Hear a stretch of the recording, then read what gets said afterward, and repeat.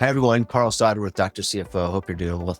Today, my guest is Jessica Martin with Martin Management. We're really excited to have her as a guest. She is a practice consultant, been doing it for a number of years, has a great story to share with everybody. So hold on tight and listen to her story. It's going to be fun. But before we get started, we're going to ask some get to know you questions. If you had a superpower, what would you choose? Invisibility or mind reading? Mhm. I'd say mind reading. Mind reading. Okay. That's interesting. If you played a musical instrument, would you choose? And maybe you do, I don't know, guitar or piano. Piano. I think it's beautiful. I do not play it. Okay. You do not play Yeah. an instrument. Okay. I would choose a piano too. I actually do play the piano. Oh, So, nice. I did when I was but young, I like like, very, very yeah. rudimentary, but not well. Okay. Cookies or brambles. Ooh, it's tough. I brownies. I'm with you on that. Okay. Now, do you like stuff in your brownies? Sure. Okay. Caramel. Sure. Okay. And do you consider yourself more of an early bird or a night owl? Night owl by nature, but my husband is an early bird and so are my kids. So I've kind of converted unwillingly, Oh, but yeah. yeah. I'm kind of an early bird as well. I just think just is what it is. You just kind of get trained that way and you just get up early and go to bed a little bit early. Sometimes the night owls don't understand, it's like 9 o'clock. It's like, hey, let's get going. And you're like, I'm tired. So I'm going to go to bed. So anyway, well, again, Jessica, thanks so much for taking your time today to meet with us. I would like to ask you a lot of questions. First of all, tell us a little bit about your story, how you started to where you are, kind of tell us that journey. Sure. I met my husband when he was in dental school. So that is my connection to dentistry and healthcare in general. Okay. I have a master's degree and educational specialist degree in school psychology. So I definitely had my Okay. own career track. I worked in the education field for 10 years. I loved it.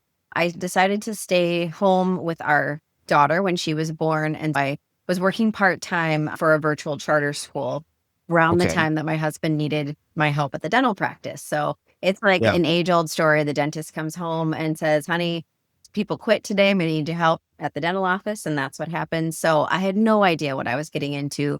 I helped with payroll and some marketing stuff for the practice, but I had never actually worked in the practice. And so that next Monday went in and learned what I could from the people that were leaving and basically ran the practice on my own for a number of months. Through that process, I refined a lot of the systems that were in place that were just always the way we did things. Yeah. And having a different career path allowed me a unique perspective on how we could do things more efficiently, more effectively. So I did all of that. I hired someone to run the front because I didn't want to do that Okay. ultimately and trained her. I mean, we did insurance, we did everything. We just learned all of it and got her up to speed and then kind of was all right, everything's stabilized. But I really enjoyed the idea of the growth of the practice. We were really plateaued as a business. We just hadn't been growing. We were losing more patients than we were gaining. And so I sat down with my husband. I said, things are stabilized from the front's perspective, but the practice really isn't growing. And I think there's a need here that we need to do something about. He said, "Yeah, that's great. I'm busy doing the dentistry. I don't know how to grow the practice. Like, would you be able to help with that?" And I said, I don't know. I think so." So I started networking in our community and meeting with people to collaborate and help to promote the practice. And that's when I started having conversations with people about how much they dislike dentistry and how nervous they were about going to the dentist. And so Yeah. then my psychology brain kicked in and was like, wait a minute, I'm a psychologist. I can help with that. And so I really started Okay. thinking through like, okay, how can we make it better? Why are people so anxious? And that is what led me to the idea of making the patient experience markedly better as a way to differentiate the practice and grow the business. And then fast forward, I put a lot of ideas and strategies into place, our practice being my guinea pig for that.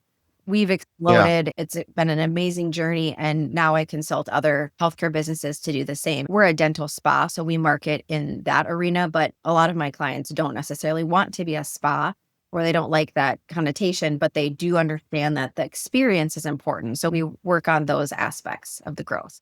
So what is a dental spa? I don't think all my clients are either cosmetic dentists, pediatric dentists, general dentists, periodontists, that kind of stuff. I don't have a dental spa. Okay. I'm not sure that I've heard anybody call themselves a dental spa.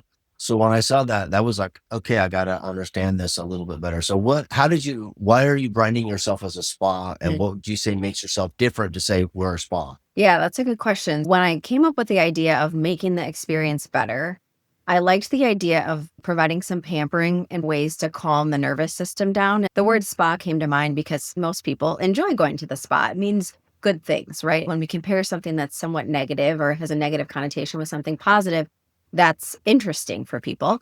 Dental spas existed. This was back in 2014 when I first Okay. started working on this concept. I did some Google searching and thought, well, if someone's doing this already, I will learn from them. I'm not one of those people that needs to reinvent any wheels. So called around these places that were marketing as dental spas at the time and asked them, what are you doing? Like, what does it mean to be a dental spa? And all of them basically said, oh, we diffuse aromatherapy and our place is really pretty. And we have a massage therapist that works out of one of the rooms, but it wasn't actually anything to do with the dentistry. So I was like, okay, I need to figure this out myself. How we market and brand is that we're really addressing the sensory component of the dental visit. So people come in, sit in the chair, and they hear negative sounds. They feel negative things. There's pressure. There's gross anesthetics and topicals that we put in their mouth. They're tasting things, they're touching things, all of the sensory components in our body, those bells and whistles letting us know if things are good or bad, are really getting assaulted through the dental experience. And so what we do is we're able to remove some of that negative sensory with spa amenities or add positive sensory. Every patient gets to cater their dental visit for what's going to work for their body. For some people, it's heat. For some people, it's cooled items. For some people, it's weight. For other people, it's noise reduction. There's a lot of different little things we can do to make it better and make their body get out of fight or flight and be in a calmer state. Okay, so that's interesting. I have a couple of points. Number one, I do not enjoy going to the dentist. And my son-in-law, who's a phenomenal dentist, that's who I go to. If he's pretty smart actually, because when he does the numbing, I don't really feel that he does a good job. If he thinks this is kind of a tough spot, he'll delegate it to somebody else so that they can be the person I might go with, and I actually told him today, he's pretty smart about this, having you be the bad person. But anyway, they do a great job. And yeah, you're right. Who wants to go to the dentist, right? It's like, I got to go to the dentist. I don't want to go there. So let's say I was a patient in your office. What are you going to do to figure out my hot buttons to keep me from freaking out and to have a good experience? How do you interview me to figure this stuff out? So I created what's called a comfort questionnaire that every patient gets as part of their new patient paperwork. And it basically asks how do they feel about going to the dentist? Have they had any bad experiences from the past? What are the triggers for them? And we give them the language. That's the thing. Like people don't really know why they don't like it. They just know they don't like it. So if we can say, hey, does the sound of the drill, is that off-putting to you? They're like, yeah, sure. I don't like that. Does seeing instruments make me a little on edge? Yep, check there. So it's this questionnaire that gives them the language to identify what components of the experience are off-putting to them. That gets, relayed to the team. And then the team is trained on how to identify dental anxiety, how to address dental anxiety. So they have this knowledge of how the patient's feeling when they arrive.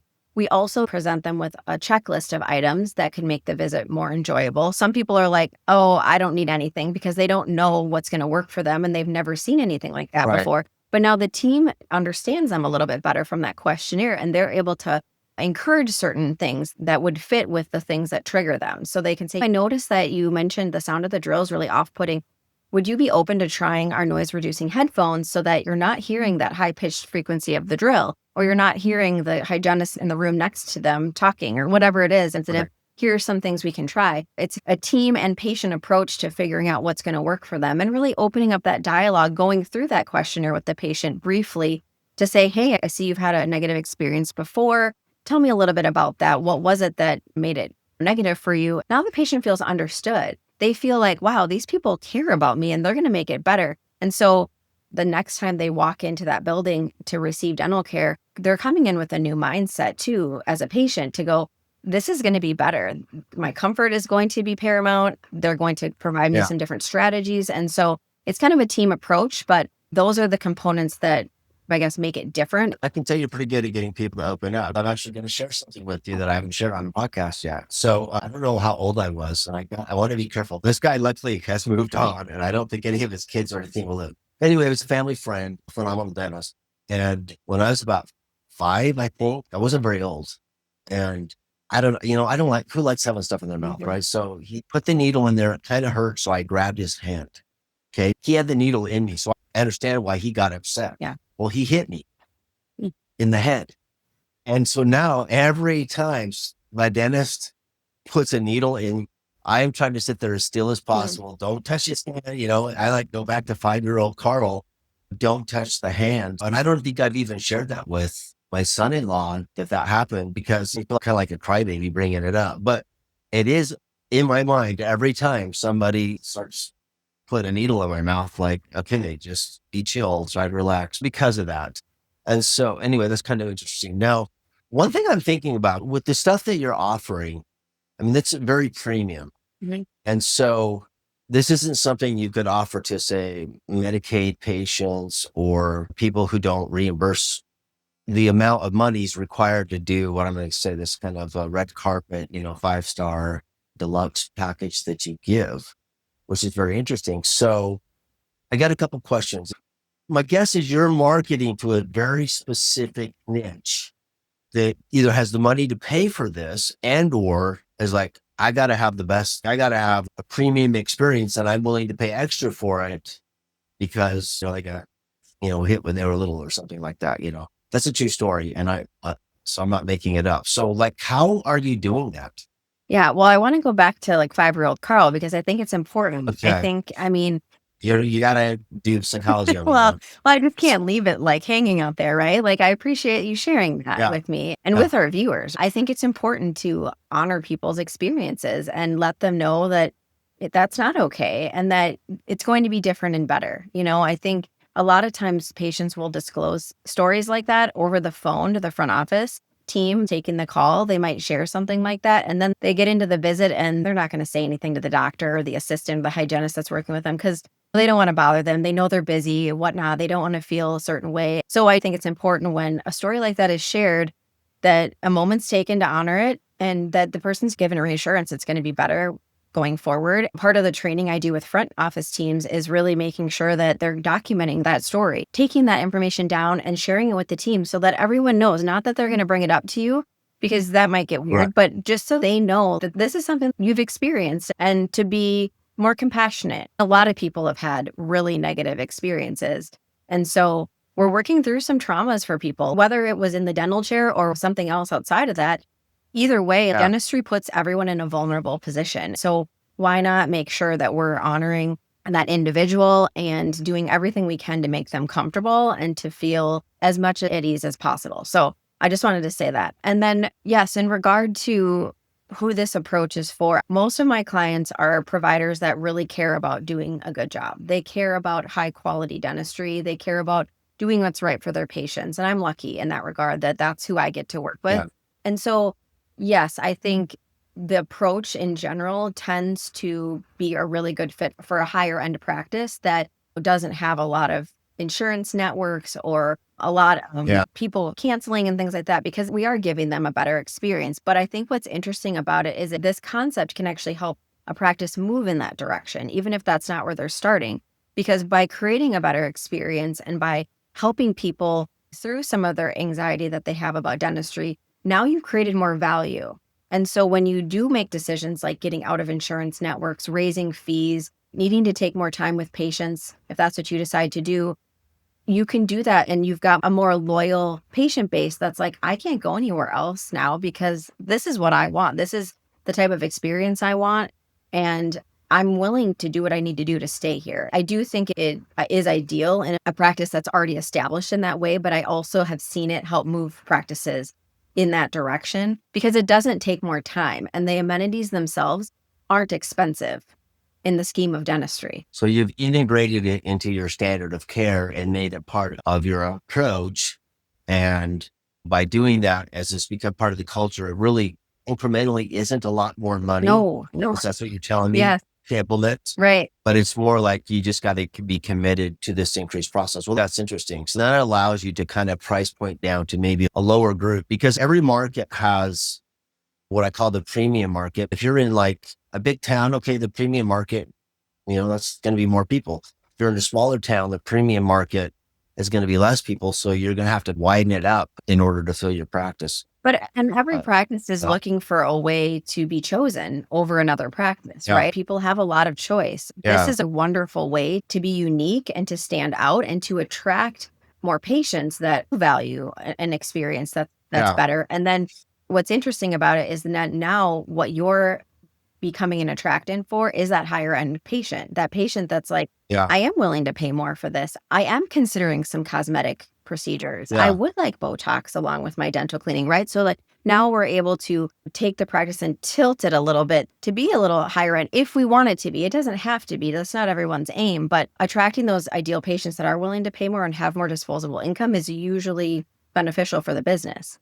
Yeah. So I have a client that I work with, and he many years ago mentioned something very, very similar to what you're describing. So what is your ideal patient? Have you written that out? Do you know who your ideal patient is? If it says, okay, this is who we're marketing to, Yeah, for describe like that. for my husband's dental practice, is that what you're saying? Yeah, Yeah. Yeah, exactly. Or yeah, his dental practice. I would say our ideal patient is a late 40s female.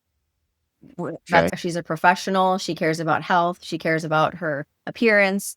She's the decision maker in her household. She's a good networker. She participates in a lot of different organizations in her community so she can help promote our practice and talk about us when she has good experiences.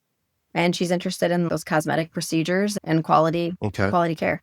Okay. So I have this theory that the more premium of a dental practice you are, and I'm going to put you guys in that box, the more, what's the word I want to say? Like, you have to laser focus on who this person is. Mhm. You need to know where they eat. You need to know where they work out. You need to know what sports they play. You need to know where they are. And you probably do know that.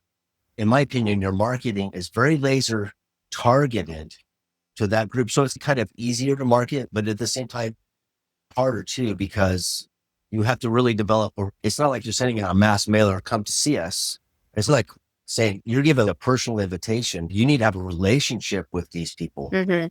in order for them to come there. It's a different level. It is. And Would you agree with actually, that? what we found is that the majority of our patients come from word of mouth. We don't do a lot of external marketing. We do a lot of internal marketing. And I do some networking still in our community because that word of mouth is gold. It's so much more Yeah. valuable than a flyer that you can distribute to 10,000 people. So even with a niche, even with like a high value sell, we don't do any discounts. We don't take any insurance networks. So you're right. Our practice individually at this point, we're looking for a particular patient that's able and willing to pay for the experience. I will send you something when we're completed here that shows our marketing phases. I would put you guys as in marketing phase. And in that, it kind of does something interesting. And I think this is going to tie into the kind of work that you do as well. Let's say I go to, we love biking. So if I go, which I don't, but if like I was going to buy a bike at, say, Walmart. Hey everyone, Carl with Dr. CFO. Hope you're doing well today. I wanted to share with you our new Office Superhero Workbook for 2025. It's not actually just a book. If you're an owner, there's an assignment that your office manager needs to complete in the workbook. And then they return this workbook to you to show you all of the wonderful things that they have done or things that they still need to do to make your practice better. Pick one up, reach out to me, Carl at drcfo.com, and we'll get one to you. Thanks and have a great day. I'm not going to expect anybody at Walmart to understand that bike. You know, if they do, I'll feel like I lucked out. Now, if I go to the local bike store, I expect every person, even the person working the counter, to know a little bit about the bike. Maybe they've ridden that bike or a bike similar to it. They can talk to me about bikes, maybe not to the same level as somebody who's worked there forever or the mechanic or the owner of the store or anything. But I'm going to expect these guys to be bike Experts. riders, Yeah. you know? So if I was to come into your practice at this kind of high level one, I'm going to expect everybody in there to be able to speak intelligently about all your main products and services. It's not like, well, I don't know. It's like, no, they can actually, Mhm. they're almost all little like salespeople. They may not be the best one, but even the newest person, I would assume that at some point in time, they've got to be on the team, right? They got to be knowledgeable. How do you do that? How do you get everybody in your group to either sell or pre-sell? Yeah. Our approach for hiring has been hire on personality. Obviously, for hygienists, sometimes in Yeah. certain states, dental assistants need a certain amount of training. In Wisconsin, where we are, you don't need specific training to be a dental assistant. So we hire on personality. We look for that right fit for that role. And Okay. we are very diligent about training them and letting them understand what our patient philosophy is, what our patient care culture is. And they observe a lot before they do. They get to feel and see how the rest of the team already interacts with our patients. They're well trained because we have a strong culture and a very succinct mission and vision. it's almost easier to train in that way. Every decision gets filtered through the idea that we're here to give patients the best experience we can and give them high quality dentistry. So when it comes time to make a decision about, are we going to stay late to see this patient because their mouth is throbbing and there's nowhere else to fit them in? I mean, yeah, we are, because that's what we do. But luckily for us, we haven't had a mass exodus or had to train everybody from scratch. We've had other people there being our champions to showcase how we do things and allow our new people to observe before they're doing it themselves. What's your youngest employees and your oldest employee? Not their actual age, but what's the least amount somebody's been with you right now, and what's the longest, and what's your idea of the average? Not that I expect you to know that off the top of your head, No, but you can guess. our oldest employee, she's in her 50s and she's been with us since we purchased the practice in 2010. 14 Okay, years, 15 years. 15. And then the newest employee is probably just about 2 years in. She's in her early 20s.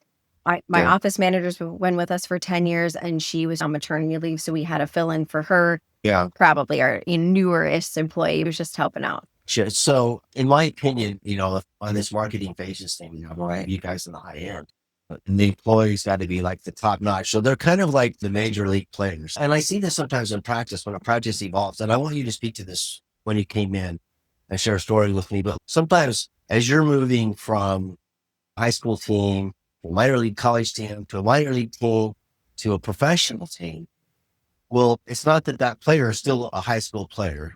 They didn't get any worse. They might be a college player. They might not. They might be a semi-pro player or employee, and they might not. And then if you're moving in this last phase where you're trying to be all pros, you have employees who they're just as good as they were, but it's like, you're not a pro, or maybe they can't. Right. So how do you deal with that? Well, we've had people come and go over the years that weren't excellent. And so Yeah. we really try to work with people and develop that. In all of our team meetings, we do morning huddles, every other month, full team meetings for a number Yeah. of hours during the workday. And that's always something we talk about. You're exactly right. Our patients expect us to be excellent. That's what we're selling. That's what Yeah. we're marketing. When the team can't rise to that occasion, then something's not working. We either work individually with people to develop that further if they're willing. And if they're not, then they're meant for a different team and they're not meant for ours. And that's okay too. So back to like hiring for personality, we look for people that have initiative, that are motivated, that want to be excellent, that want not just a job, but a truly to make a difference and have a career. And I just had one of my clients call me last night. She's hiring an office manager and she's like, I think she's the right fit. Now I just have to execute this call. And I'm like, right, that's awesome. And you've led with all of these things that you're looking for. She's the right personality. You've given her the role. Let's talk about the office manager thing you just made. We have a lot of opinions on the office manager thing, but I want to ask, sticking with your employees, because you're like, the high level here, the pros. Using my analogy, I think that it shouldn't be unexpected to have to pay a little bit more Mm-mm. in some spots to get these kind of high performers, right? Because maybe they're a front office person, maybe they're a dental assistant, but they're actually more than that because they're like dental assistant plus, or they're, front office plus. So would you agree that in order to have an office like yours, you might have to pay a little bit more for these people? It might not be a lot more, but a little bit more, because you're going for the pros. You're going for a seasoned professional. Their skills might be young, but like you said, they have an infectious personality that says, I just like being around this person. And I want to come here again, because part of my experience of coming here is being around this person, just feeling good about coming here. Could you speak to that for a second? Yeah, I do think that with higher expectations can come higher wages. But at the same time, Yeah. I have seen that more money doesn't solve problems necessarily. We probably are on the higher end of hourly pay Yeah. for our employees, but I've seen people leave that made more than other people, right? And so I think it's the right personality fit. It's the right culture fit for people. Leadership is really important. And that is something that we have worked diligently on. I don't think dentists don't come out of dental school with natural leadership skills, or they haven't been taught that. Maybe they have them intrinsically, but they haven't had a course on that typically. So we've brought in leadership coaches. We've looked at building a strength-based workplace. Those things that we've done and the investment we've made in those areas has been a lot of the glue that has really allowed our team to work at that exceptional level, because we have people inspired. We have people working in their strengths and not resisting and putting them in a task that's going to be hard for them, that they're not going to excel at. And now we're frustrated, they're frustrated. So a lot of those little things that can make a team really cohesive and work at that excellent level it's more than just the money. It's got to be like a whole approach. Well, I agree with you on that. I've shared this before, but a few years back, when it's a little clinic that we do some stuff with, and it was pretty run down. We invested in making it look better. I did that for the patients. And then I went in there and realized that the employees were the happiest about it. And I was kind of like, how stupid can a person be? They're there all the time. I just didn't put two and two together. So you're right. But that's part of the reward. I think in that experience is not just for the patient as well. It's also for the employee because they're getting ready to benefit from that as well. I want to go back to the office manager thing. Okay. We have a test and I won't put you on the spot here. A test. I didn't study. I do agree with you. Some dentists maybe don't have natural leadership skills. I have been fortunate to be around a few that are just really natural leaders. It's kind of fun to watch those guys. What I found is that, and this isn't a universal truth, but I like asking this question. I should ask this question to you. What did your husband do when he was younger to earn money? I love hearing the answer to this question. I mean, so in Idaho, there's like a zillion things to do. Move pipe, work on a farm, paper route, mow lawns, all the things I mentioned I've actually done. You know, most of them wash windows. I taught piano lessons, all kinds of different things to earn a buck. A lot of the clients that I work with, the ones that are a little bit more business savvy, made money when they were a kid. It wasn't a lot of money, but the point was they made money. They learned how to budget. They learned how to sell. They learned people skills to interact. They learned, in my case, I had a paper route, so I had to collect money and ask people for money. Those were things that maybe you weren't being paid a ton of money to do, but they taught you aspects of business. What I tell people is maybe you didn't get the opportunity to learn these skills when you were younger, but with your kids, it's a good opportunity to put them out in the fire a little bit so they can learn some of these skills, even if they're not super successful, because you don't know where it's going to go. And a lot of these skills, they're just not learning like they should these days, especially with technology and everybody on their phone. The interaction with people skills is lacking. Any parent who pushes that with their kid developing people skills, well, those kids are going to be like lions because there's not a lot of competition in that space. So that's something I would share. Let's go back to the office manager. What do you think the most important job of the office manager is? Now, I'm putting you on the spot, but we actually have a list of 6 roles. Yeah. Okay. We have one that we said was number 6. I have a brother who's a dentist. He has a lot of practices and he says, no, that's number 1. So that's why we moved it to number 1. And what would you say it is? Just going off the cuff. I think it depends on the type of practice and the skill set and the needs of the doctor, because some doctors are really savvy with the financials, the reporting, and the data. They can handle that on their own. In those cases, I think the office manager, their most important role is really to keep patients happy and to keep the team happy, to kind of keep everything cohesive, to put out fires there might be with disgruntled patients or with disgruntled team members, that HR team building piece. That's maybe just what I see in my practice. And have office managers, well, without. Yeah. And we're seeing that more. People going to have an office lead. And this dovetails very well into what we think. So we put this poster together many years ago because what I realized was that the office manager job was whatever the owner said it was. I'm like, well, that doesn't make any sense because we know what the dentist does. He does dental work. We know what the dental assistant does. They do dental assisting work. We know what the hygienist does. These jobs are just kind of industry known what they do. If I was in dermatology, we know what the dermatologist does. We know what a physician assistant does. We know what a nurse does. Like all these, we know what the front office person does. We know what the billing person does. But the office manager, that is like a wild card. You know, it's like, go wash my car or go pick up my kids or whatever it is. It's just kind of an open-ended job. And we're like, we need to put a little bit more structure around this because a lot of times what I find is the office manager quits and it's like, tag, you're it. Well, I don't know if I want to be the office manager. Well, it doesn't matter. You're the office manager now. Congratulations. So we put together this thing to kind of help us some more framework around it. Our number 1 is protect the owner. So their number 1 job is to protect the owner. And we have some courses on this. But in particular, what that means is you need to have the owners back all the time. You're not gossiping about them at work, outside of work, even if you quit.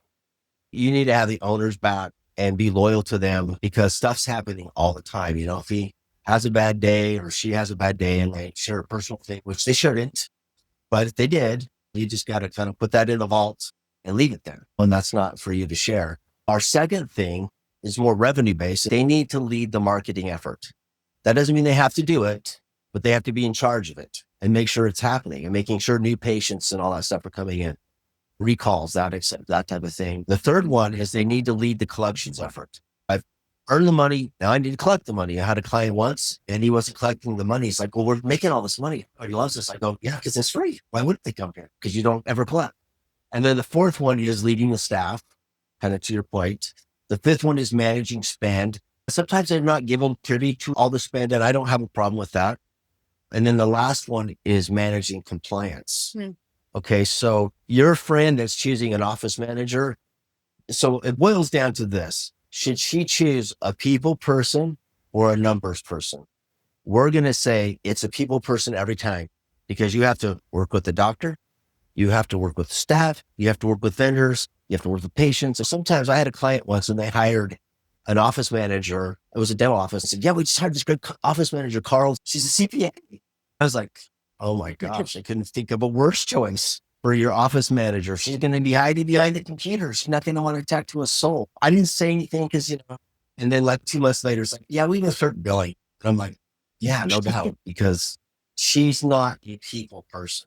And there's kind of a price point for what you're going to pay for an office manager. So it's got to be the people person every time. What are your thoughts on that? No, I agree completely. I almost see the office manager as, and I'm a woman, so I don't know if this is okay. Yeah. The mother, Most of them are women. the mother hen that's like keeping all the things Yes. together, like the chaos coordinator, right? Making sure things are running, making sure the schedule's full, making sure the team is good, making sure that we're getting new patients. It's kind of like the oversight that the owner would have if the owner wasn't doing dentistry, right? Because that's what's hard about being a dentist is like you're doing the actual work and you own the business. It's like 2 full-time jobs. It's really when you have an office manager, there's a project. We want to bring on a new software. We need you to research these 3 different companies and figure out what's going to be the best one and then put it in place, implement it, right? It's like all those things that the doctor doesn't have time to do are great things. Have you seen that new, I forget who the commercial's by. It's like they have this lady, Patty. Have you seen this commercial? I don't think so. It's pretty new on TV and she's like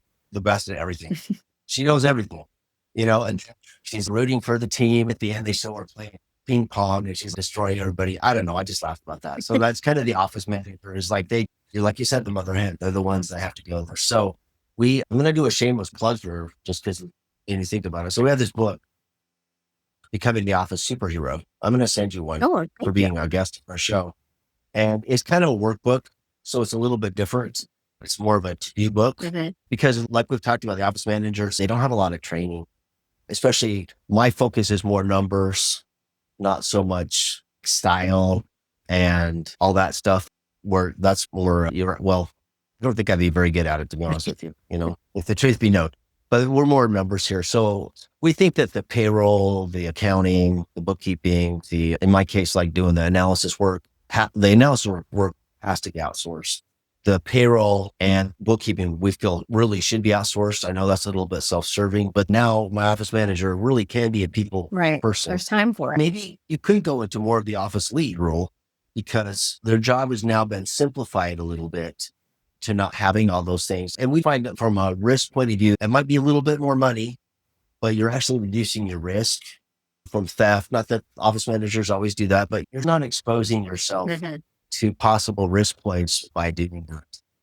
Now, I want to spend time on what you do to make an office amazing on your consulting side. And I want to talk about the top 2 or 3 things the average Joe dentist could improve today, what they should improve, and then your solutions to those problems. I'll let you take it from here because I think I don't learn a lot. This is something I need. So I work in 3 departments. The first would be helping with the systems of the front office, primarily helping to not only make them more efficient and productive, but also from that patient experience standpoint, making sure that the systems that are running the practice well feel good from that patient perspective. So I do a lot of work refining those as part of the front office training.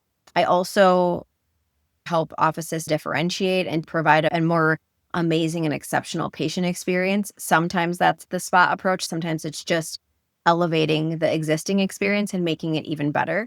The third thing is helping dentists get out of insurance networks. I don't talk with the insurance company or negotiate fees or anything like that. My job is to help the team have really, really great conversations with patients about that transition to help prepare Yeah. the practice for it so that they can retain as many patients as possible once they do make that drop. And it's funny because it's essentially how I helped our practice, right? At first, I worked in the front and Yes. helped get all the systems in order. And then we looked at our patient experience and made that really robust.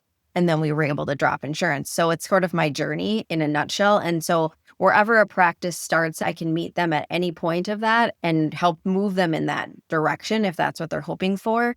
I've even helped train people that are new to dental, like front office team hires that don't really Right. know how to run the practice, what to prioritize. I'll come in and help those team members get up to speed. I work outside of dental as well. So a lot of different healthcare Yeah. industries where the practice is kind of stale and not growing. And we look for ways that we can help them to be better and then help them to really lean into that in their marketing so they can Well, grow. okay. So let's talk about, because this isn't not my expertise, like the patient experience. What would you say is missing in your typical practice that you walk in? So I'm going to hire you. I'm just your typical practice. What am I missing in the patient experience that I should do? What's one or two things I could do right now? Mhm. Maybe I'm too lazy to do. I think it's cost too much, but it doesn't. I don't know. I have like this hang up that I won't get over Mhm. so that I can make an improvement. What would you say that is? Walk me through I what you're would say the saying. two things that stand out in most practices are the preparation and the focus. The preparation involves the team being ready for that patient to arrive. If it's a new patient, there's a lot that goes into it. We're getting imaging from previous offices. We're understanding what their current situation is. We're getting insurance linked. We're verifying all, like there's a Yeah. lot that goes into that. But even for existing patients, being ready for that visit, being prepared as a whole team, mentally, physically, all of that will allow the patient to go, oh, this doesn't feel rushed. It doesn't feel chaotic. They're ready for me. They were expecting me. And if you can greet the person by name and like, hey, Carl, so great to see you. Dr. Olson's Yeah. going to be with you momentarily and have a little chit chat because you're prepared, because you know it's Carl coming in, because you know Carl's probably nervous, is getting a root canal, whatever it is, all of that makes the patient feel. This podcast is sponsored by Snake River Payroll, your hassle-free solution to all payroll needs. With fast, reliable service, they take care of your payroll so you can focus on what matters most. Snake River Payroll, payroll made simple. Visit srstaff.net today. Wow, they're ready for me and they care about me. They care enough to take time to talk with me and be prepared.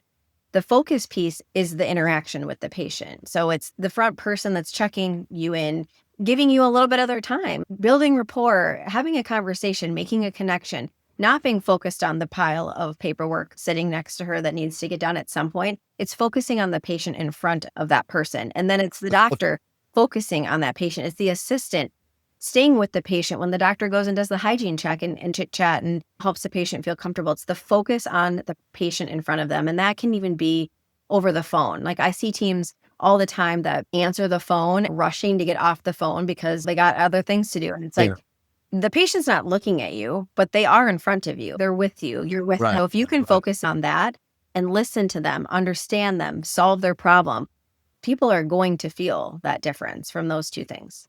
Okay. So you have a pretty good treatment plan in advance as best as you can. Everybody's read the treatment plan that's going to be involved with that patient. So they know what to expect. So the patient comes in, they know what's going on today, remind them. So now the patient's anxiety can drop down because they're thinking, oh, these guys got my back. They got things figured out. So their anxiety drops down to help give some of that, the red carpet experience. I like that. So what do you think an office should look like when they walk in? What have you seen when you walk in, my first impression, right? What would you tell an office? What are some things that you've seen that you're like, oh, we got to fix that right now? The scent is typically the first thing that's so easy to tackle that Okay. most dental offices have that wall of dentistry that hits a patient when they walk in. The providers and the people that work there don't smell it anymore because they're desensitized. But if you're a patient, you smell it. If you can help diffuse oils or do something with the scent of dentistry in the lobby area when patients first arrive, that's the first sensation they have when they walk in. And then I'd say the second thing would be, just making sure it's clean and clutter free. I mean, Our office is stunning. It's beautiful. I'll brag on that, I right? But can only imagine. not everybody can afford to build a brand new office and get all new furniture and make it really Yeah. bougie looking and all the things. But if it's clean, if it's clutter free, that's a great starting point. Okay, so is there like a scent that's like a go-to scent for dental offices? What do you recommend? We like to mix it up at our practice. I really like lemon. I like citrus scents because they're kind of energizing, but you can do lavender. There's so many really lovely scents that are out there. Just something that's not super strong. You don't want to overpower anybody either. You just want to take that anesthetic smell down. Yeah. You can think of it right now. Think of entering a hospital in your mind. You can smell it. Oh, when you said the dental wall, I immediately smelled You that. know? I know that smell. And sometimes I've been walking around and I go, this smells like a dental office, Yep. which is probably not a good thing. No. For myself, I probably like the eucalyptus. Mhm. I don't know that one. That's a good one for me. I'm not a big fan of the lemongrass. No, I like lemon and Uh-huh. you know what's a really good combo that's unexpected is lemon and Lemon and peppermint. All right. I think that sounds, some people listening to this might think it's kind of corny, but I actually think it's a big deal. If you can change the scent, you've already entered into their mind. There's like, this place is different. Right. That's kind of like throwing a curveball, right? Nobody's expecting that. Maybe they're expecting it at your place. But I would say your average dental place, they're not expecting. Yeah. They're expecting a dental smell. And so they walk in and they smell something different. Oh, this is unique. This is different. And so I could see that taking their anxiety down. What about colors? Is there any colors that you think are really good in a dental office? Like some that are like go-tos and some you should avoid?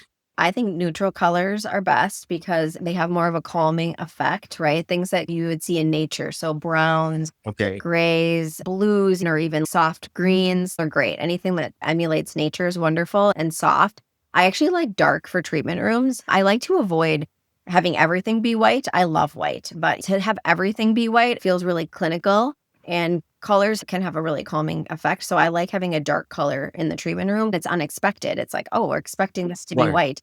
And that's a really nice Right. calming color. Things I would avoid would be, unless you're a pediatric office, really vibrant, bright colors like lime green or, bright orange. Those are energizing colors. Red kind of reminds people of blood. So I would avoid those bright colors or anything that would make people think of pain or blood because that's not typically where we want their mind to go. We want them to kind of calm their body down, not get excited. But for kiddos, I think it's a little bit different. So for pediatric offices, I think playing with some of those brighter colors can be fun. Okay. So what about scrub colors? We've had this Mm. debate lately and I could be wrong, but I was saying, you know what? I think we should just do black scrubs. They look the best, put the logo on them. And, cause I've talked to a lot of people and they're like, it still be black. And I don't know if you agree with that or not. I just think it looks sharp when everyone kind of matches and has a nice, Okay. classy color. In our practice, we don't require that. They get to wear the color they want. We just ask that they not wear patterned scrubs. So we don't want chili peppers or clowns or anything that's loud on their scrubs. We just want them to be solid color. And actually, our team they kind of coordinate. They're like, we're going to do the dark purple today. But patients don't actually see your whole team lined up together. So it doesn't matter as much. I do think that avoiding a white lab coat is good because that white lab coat connotates doctor, clinical, and that can be triggering for some Okay. people that have had a bad experience in like a typical doctor's office or a hospital. We like navy lab coats or gray, something that's a little more soft. And then obviously too, if there's any blood that splatters, that's not as obvious. It hides it. Yeah. So does everybody wear the same brand of scrub Mhm. or do you kind of really? Yeah. Okay. I think for myself, I like it when they all look like they're on the exact same baseball team or something, or football team or whatever. I know the ladies don't like that because they're going to say, this style doesn't fit me. That Right. style doesn't fit me. So we've had a lot of tennis in our lifetime, and I love when the guys are playing doubles. So then Nadal playing with Federer. They're both Nike actually, but for some reason they have different colors.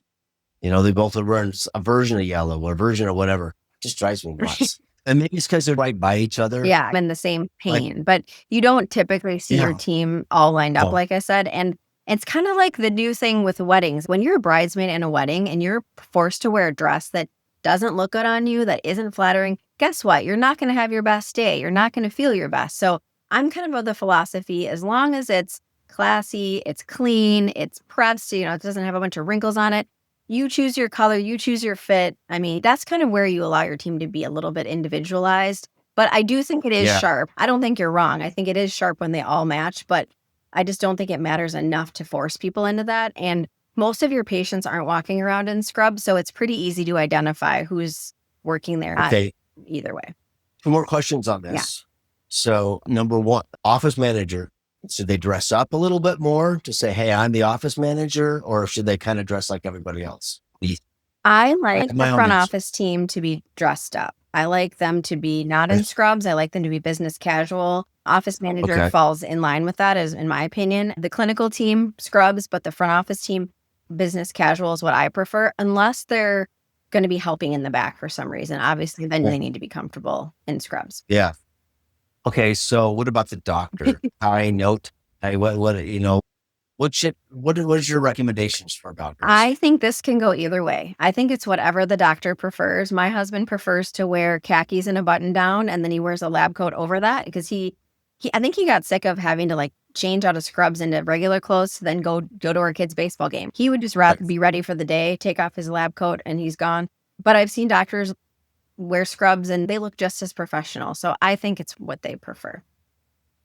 Okay. What other insights or ideas as you wrap up that you would like to give an office? I guess at this time we can just say, tell us a little bit about your program, how people can get a hold of you, the benefits of working with you. Just go ahead and brag about yourself. All right. So my website is martinmanagementllc.com, and you can see all the things I do on there.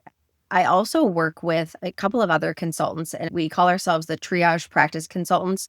One of them is Okay. a strengths building team coach, and the other one is a marketing expert that doesn't do the marketing but oversees marketing initiatives. The three of us work together Okay. with a lot of clients to provide a concierge, full service experience for clients with those needs. I'd like Right. to mention that as well. I think what makes me unique is the background as a psychologist is unique, but then, Yeah. having That's very, and then having ran our practice and been the owner of a dental practice along with my husband, I think that's unique. A lot of consultants just take a theory or a curriculum and they're like, okay, we're just going to train on these things. And it's like, I've actually lived it. I also have realized I'm very creative. It's so fun when I have a new client because my whole approach is to really understand who they are first and understand what is working well before I'm there to provide improvements. I want to lean in on what's going really well and help them reinforce the things that they're doing really well. And then we refine it, make it better, elevate it. It's a fun process. Most of my clients become friends because it's an uplifting, exciting thing to make your business better. The outcome is amazing when you have more production, a fuller schedule, keep more of your money, you're collecting more and giving people a lot more value. Patients really appreciate that. So it's just super fun. So I love to talk with anyone interested in taking their practice to the next level. And don't wait. Now's the time. We might as well make these things happen and enjoy being a business owner even more than you probably already do. I think that's fantastic. I'd like to ask this question too. So let's say you are the dental dictator of the United States. Oh, Okay. And yeah, I know it's a big job.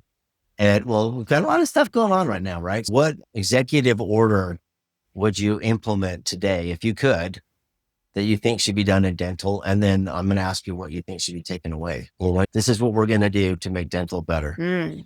Make dental great again. Yeah, How's me that? too. I think it has to do with the broken insurance system, helping to change that whole system so that we're actually focused on taking care of patients, giving people true benefits and not limiting things, making it more affordable for dental providers to be able to take insurance and to be in network. I just think it's a totally broken system. So I would mandate that insurance companies fix their stuff and make it better for providers and for patients. And then the thing I would take away, I want to ask you, do you even think there should be dental insurance? I'm not sure that it even makes sense to I me. Like, I mean, don't even know what exists in the that market, because that if I was a practice like yours, and you probably do this, you probably have your own type of in-house insurance program, which I wanted to talk about. We kind of run out of time. Maybe another time we can talk about that. But like, for me, dental insurance makes no sense. I don't disagree. And, But I also you know, know, having helped a lot of practices go out of network, I know right. a lot of patients want dental insurance. They hang on to it. And so it's like, Yeah. okay, do we just take it out of the picture or do we make it better? Either way, I think it needs to change big time. It's a total mess. I don't know what I would say in terms of what I would take out. dentistry, the overhead in dentistry is insane, right? The materials, the equipment, everything is so expensive. And it's hard as a provider. It's hard to run a really great business when the overhead is so inflated as an industry. Yeah, I think you actually forgot an important part of the overhead, and that is the student loans. The cost of college to become a dentist is so Yeah. expensive that the barrier to entry is, so far as paying off really well, but you see insurances or government wanting to pay less and less. In some cases, yet college isn't less, right? Right. And so to me, if I was to make a change, I sometimes wonder if it even makes sense to have a dental apprenticeships and learn dental in a different way, because that may not be good for the existing dentists, but like if you want dentistry out there more, even if you're trained, Mhm. the amount of available training that's out there, even for experienced dentists, is just remarkable. So they can keep getting more training. There's a lot of changes, and I love hearing people's creativity, because like they might throw out something and it's like, wow, people never thought of that. If you have any more ideas on what you do as a dental dictator, please share those with us. Absolutely. All right, Jessica, thanks so much for your time. Appreciate it. We'll be sure to put your bio and how to get a hold of you. They want to learn more about your consulting, and I can tell that you are top notch in what you're doing. Thanks again for spending some time with us today. Thank you, Carl. You're welcome.